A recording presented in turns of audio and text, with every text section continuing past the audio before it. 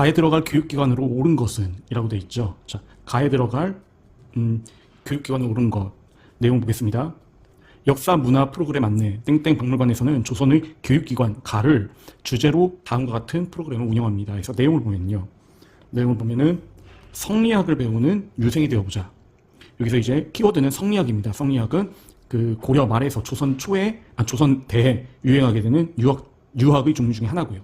그 다음에 선현은 그 전에 있었던 어떤 그 학자들의 재산이 향사를 체험해보자. 그 다음에 사림은 어떻게 향촌의 여론을 주도했을까? 그리고 영조는 왜 이것의 수를 줄였을까? 사림이 훈구가 사림을 공격한 것이 사화인데, 이런 사화에서도 사림이 살아남을 수 있었던 게 바로 향약과 서원이었고요. 그 기반이. 영조는 서원의 수를 줄이면서 왕권을 강화했었다고 보시면 됩니다. 그래서 여기 들어가는 건요, 2번의 서원이 정답이다라고 보시면 됩니다. 초중학교에 해당이 되는 게 서당이고요. 그 다음에 국자감은 고려 개경에 있었던 바로 국립대학입니다. 그 다음에 성균관은 조선의 국립대학, 그리고 주자감은 발해의 국립대학입니다. 그래서 11번의 답은 2번이 되고요. 자, 12번입니다. 밑줄 친 개혁의 내용으로 옳은 것은? 역사 인물 이름 삼행시 짓기 대회 수상작입니다. 조선에서 왕도 정치가 실현되기를 꿈꾼 선비. 광풍처럼 여러 개혁을 밀어붙인 학자. 조정이 훈구 세력과 맞서다 사화로 쓰러져버린 변혁, 개혁의 꿈. 수상 이유는 조광조의 행적을 문학적으로 잘 표현했다라고 되어 있습니다. 자, 그래서 조광조의 개혁 정치. 그래서 조광조는 성리학에 굉장히 집착한 사람이었습니다. 그래서 조광조는 성리학과 뗄 수 없는 관계였거든요. 1번은 영정법입니다. 영정법은 전세 세금 제도로서 풍흉에 관계없이 토지 비옥도에 따라 9등급으로 나누어서 어떤 전세, 토지세를 매기는 제도였습니다. 그래서 이거랑 이 조광조랑 관련이 없고요.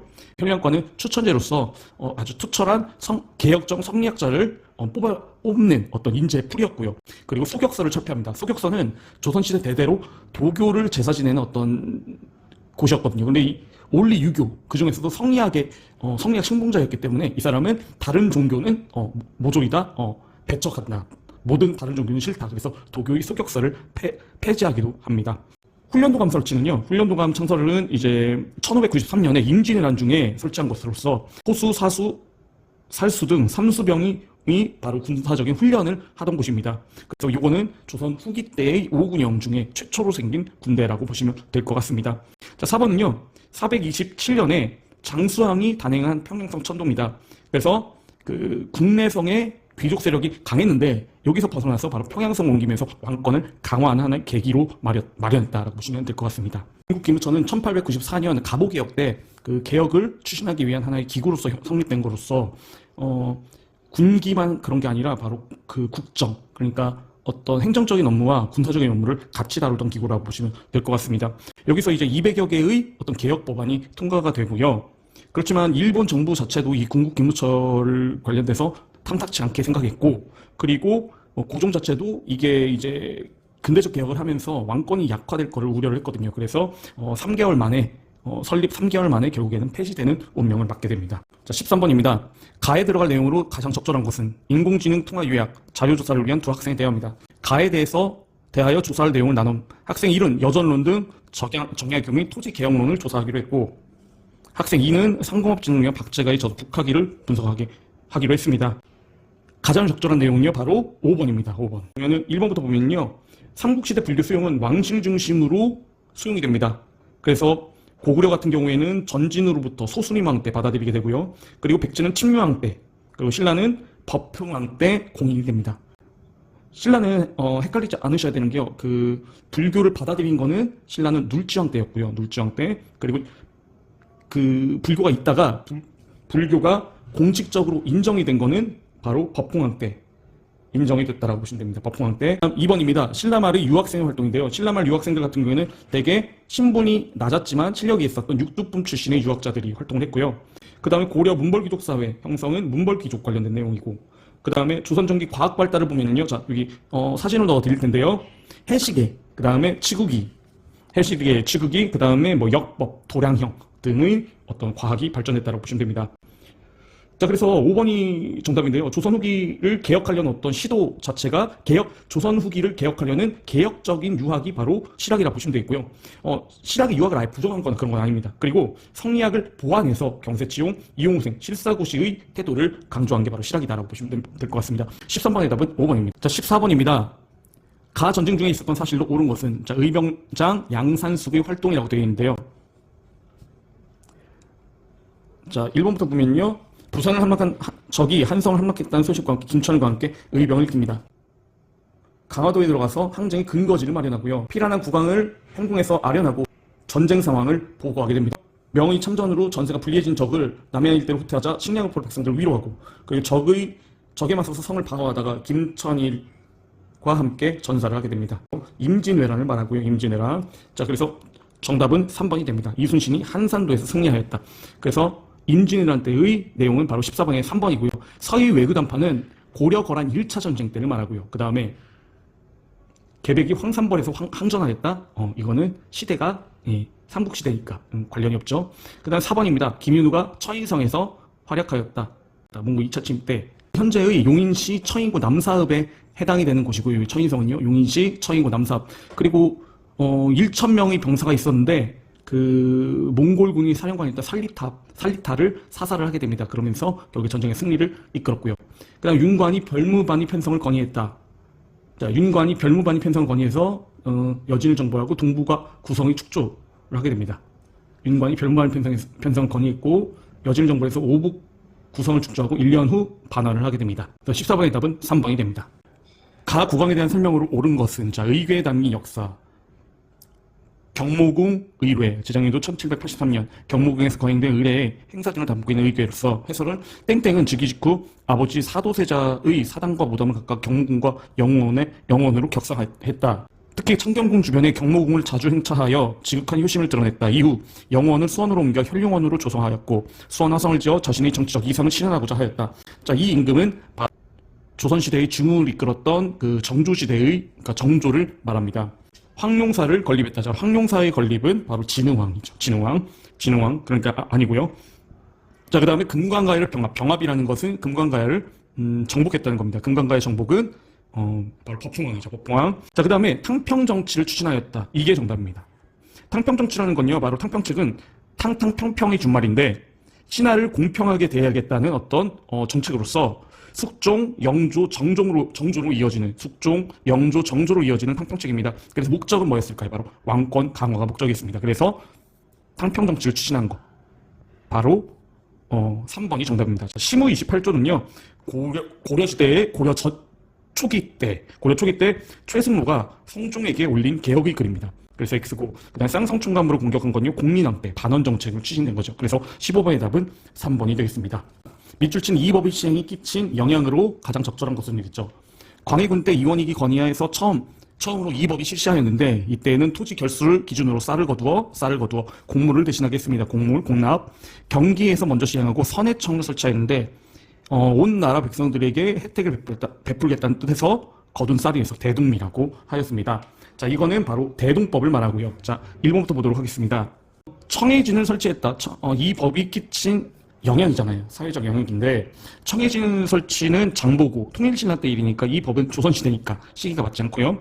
그 다음 과전법이 마련되었다. 과전법이라는 거 고려 말 조선 초에 형성된 어떤 세금 제도라고 보시면 되는데 전세제도 고려 말의 어떤 문제를 해결하기 위한 하나의 개혁책이거든요. 그러니까 조선 초에 해당이니까 대동법은 조선 후기 때니까 시기가 맞지 않고요.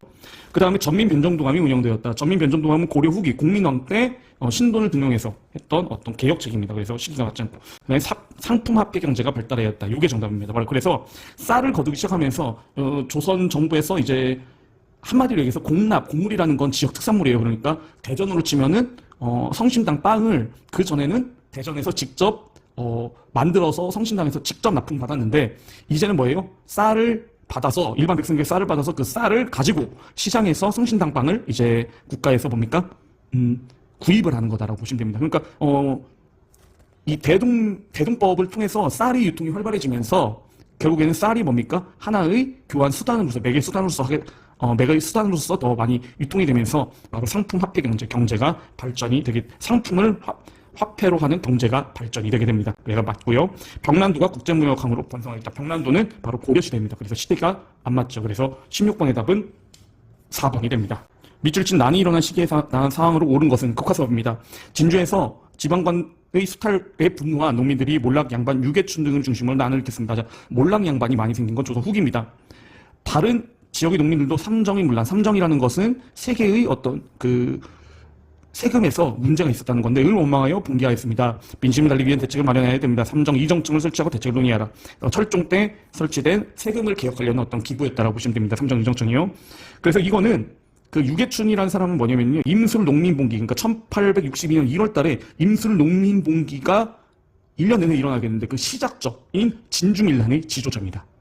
그리고 이 삼정이라는 건요. 바로 전정은 토지세, 그리고 군정, 군포, 그러니까 군대 가는 세금, 그 다음 환곡, 그리고 빌려주는 거, 쌀을 빌려주는 거. 원래 복지제도로 했었는데 이게 이제 이자놀이로 변질이 되면서 백성들이 굉장히 살기가 힘들어집니다. 그래서 전정, 군정, 환곡의 운영이 문란해지면서 지방정부의 어떤 수탈기구로 이 삼정이 세금제도가 완전히 변질이 되게 됩니다. 그러니까 세금이라는 것 자체가 국가를 잘 운영하기 위해서 어떤 돈을 걷는 건데 그것 자체가 어떤 그 공무원들이 삥땅을 친 하나의 수단으로서 제도가 망가졌다는 걸 의미한다고 보시면 됩니다. 그리고 그 원인 중에 가장 중요한 건 바로 세도 정치를 하면서 중앙의 정치가 망가진 원인이 굉장히 큽니다. 그래서 예를 들어서 세도 정치가 발전되면서 서울시장 자리가 있어. 그럼 서울시장 자리를 국가에서 뭡니까?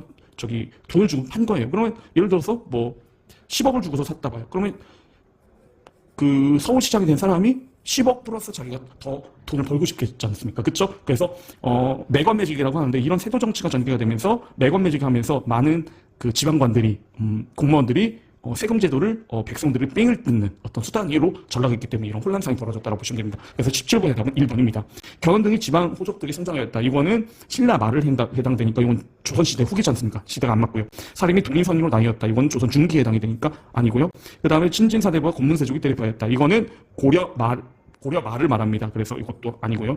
그리고 진골귀족이 왕위쟁탈전, 이건 통일신라 말에 해당이 되니까 시기가 전혀 맞지 않습니다. 그래서 17번의 답은 1번이 됩니다. 다음에 들어갈 내용으로 옳은 것은 멋멋으로 일어난 변화를 주제로 영상을 제작하고 싶어 아래의 내용을 담아서 영상을 만들어줘. 신분제 폐지 소식을 듣고 기뻐하는 노비, 그 다음에 과거제 폐지 사실을 알고 실망하는 양반, 재혼의 자유를 얻고 놀라는 과부. 자, 영상이 제작되면요. 자, 여기 밑에 보면은 어떤 거를 보고서 기뻐하고 슬퍼하고 놀라는 그게 나오는데 바로 이거는 뭘까요? 바로 가보개혁입니다. 가보개혁이라는 건 1894년 7월부터 1895년 7월까지 추진한 어떤 근대적인 개혁 정책으로서 그러니까 전부 다 1894년에 있었던 1차 가보개혁의 내용입니다. 그래서 18번의 답은 3번이 되고요. 3번 가보개혁이고, 자, 이모군란은요 1882년 7월 달에 구식군대가 별기군대와의 차별 대우에 항의하면서 일으킨 사건으로서 결국 이 이모군란을 통해서 고종 세력이 떨어지고 그리고 민비 세력이 떨어지면서 대원군이 다시 세력을 잡게 되는 계기가 됩니다. 그런데 결론적으로는 대원군은 청에 잡혀가면서 민비가 다시 세력을 잡게 되죠. 그리고 병자호란입니다. 병자호란은요, 조선이 친명 배금 정책을 하면서 청이 조선에 침입한 사건입니다. 이 병자호란을 통해서 이제 우리나라는 청나라와 군신 관계를 맺게 되고요. 그 전에 1627년의 정묘호란 때는 형제 관계를 맺고 물러났지만 이제 병자호란 때는 군신 관계를 맺게 됩니다. 영화 남한산성의 장면 하나를 지금 띄워드릴게요. 자, 이런 영화 남한산성의 배경이 되는 게 바로 병자호란입니다.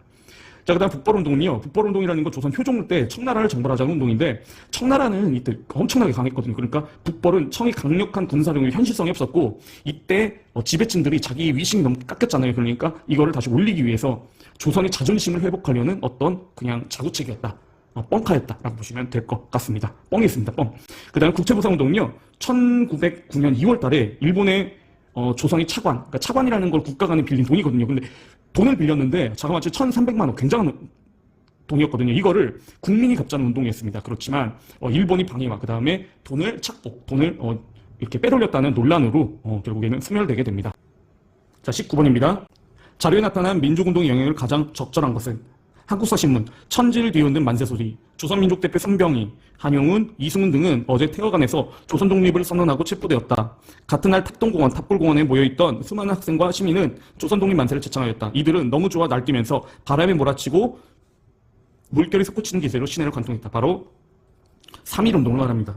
여기 날짜를 통해서도 3월 2일이니까 3.1운동이라는 걸 유추할 수 있겠고요. 예송이 발생하였다. 자, 예송이라는 건요, 예절에 관한 쟁송의 준말입니다. 예절에 대한 쟁송. 그래서 효종이 죽고 나서 효종의 의붓 어머니의 어떤 상례, 그러니까 효종이 죽고 나서 그 효종의 어머니가 어떻게 상을 할 건가 가지고서 서인과 남인이 다툰 사건이었다라고 보시면 될 것 같습니다. 신민회가 조직되었다.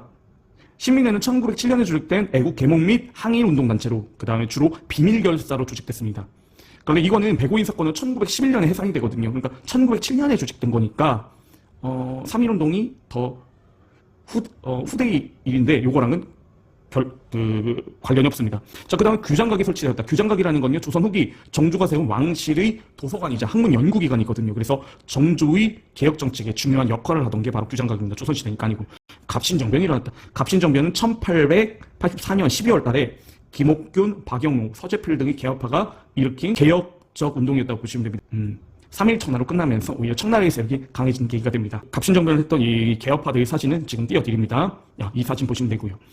그 다음에 대한민국 임시정부가 수립되었다. 이게 바로 정답입니다. 3.1운동 이후 가장 큰 중심축은 바로 대한민국 임시정부가 수립되면서 그 1919년 4월 11일 날 성립돼서 독립운동과 그리고 민주공화국 설치를 목적으로 했다는 게 굉장히 큰 발전상이라고 보시면 됩니다. 그러니까 조선을 다시 세우자, 그게 아니었다는 게 굉장히 큰 발전상이라고 보시면 될 것 같습니다.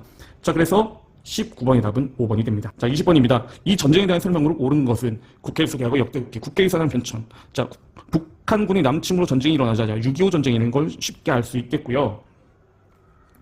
국회는 대구, 부산 등으로 옮겨 다녔다. 한때 서울로 돌아왔으나 중공군의 개입으로 전세가 변해가자 이제 일사후퇴를 하게 되고요. 다시 부산 옮겨갔다. 국회는 경남도청 무덕전을 국회 의사당으로 사용하다가 정전협정이 체결되자 서울로 복귀하였다라고 되어 있습니다. 이 전쟁에 대한 설명을 옳은 것은요, 북한이 남침을 하면서 결국에는 미국을 중심으로 유엔군이 참전하면서 전쟁이 끝나게 되죠. 자, 집강소가 설치되는, 집강소는 동학농민운동이 일어난 후에 청과 일본이 철병을 원한 조선정부하고 동학농민군이 맺은 전주화약 이후에 그다음 호남 지방에 설치된 어떤 농민자치기구입니다. 농민자치기구. 그러니까 동학농민군 관련된 거니까 6.25 전쟁과는 상관이 없고. 그다음에 신탁통치 반대운동이 영향을 주었다. 이 신탁통치 반대운동은 반탁운동이라고도 하는데 1945년 12월 모스크바 삼국 외상회의 결과로 신탁통치가 결정이 되자 이에 반대하는 국민운동이 일어납니다. 그래서 1946년에 좌익은 찬탁, 우익은 반탁으로 나뉘면서 사회가 굉장히 혼란해지는 계기가 되죠. 그러니까 이거는 6.25 전쟁과는 관련이 없습니다. 그 다음에 전개 과정에서 봉오동 전투가 일어났다. 봉오동 전투는요, 1920년 6월 홍범도, 최신동 등의 독립군이 일본군과 만주에서 벌인 전쟁입니다. 그러니까 요거랑은 관련이 없고요. 대한제국의 지배권을 둘러싸고 전쟁이 일어났다. 자, 대한제국의 지배권을 둘러싸고 일어난 전쟁은 바로 러일 전쟁을 말합니다. 그래서 1904년 2월부터 1905년 9월까지 있었던 러일 전쟁입니다. 대한제국 지배권을 둘러싸고 청일 전쟁하고는 헷갈리지 마세요. 왜 그러냐면 청일 전쟁은 아니에요. 왜 그러냐면 청일 전쟁은 1894년 7월부터 1895년 4월까지 일어났었거든요. 근데 대한제국은 1897년 10월 달에 선포가 됩니다. 이 대한제국 지배권이었죠. 그러니까 대한제국 생기고 나서의 전쟁이니까 1897년 10월 이후 1904년도 5년도에 있었던 바로 뭡니까? 러일 전쟁이 해당이 됩니다.